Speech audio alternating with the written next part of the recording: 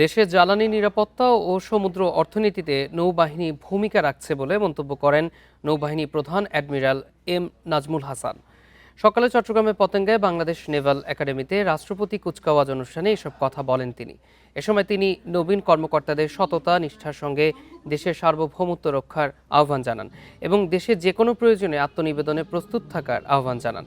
সমুদ্রসীমার সার্বভৌমত্ব রক্ষা ও সংকটকালে আইনশৃঙ্খলা রক্ষার দায়িত্ব পালন ছাড়াও নৌবাহিনী আন্তর্জাতিক পরিমণ্ডলে দেশের ভাবমূর্তি উজ্জ্বল করে চলেছে বলেও জানান।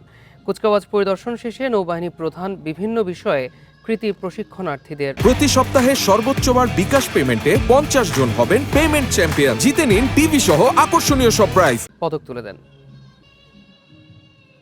দায়িত্ব পালন করে চলেছে দেশের সমুদ্র সীমা রক্ষা, সমুদ্র সম্পদের আহরণ, সামুদ্রিক নিরাপত্তা নিশ্চিতকরণ, দুর্যোগকালীন সময়ে ত্রাণ সহায়তা প্রদান, শান্তিরক্ষা মিশনে অংশগ্রহণ এবং আন্তর্জাতিক অঙ্গনে দেশের ভাবমূর্তি উজ্জ্বল করতে নৌবাহিনী সদা তৎপর থেকে গুরুত্বপূর্ণ ভূমিকা পালন করছে।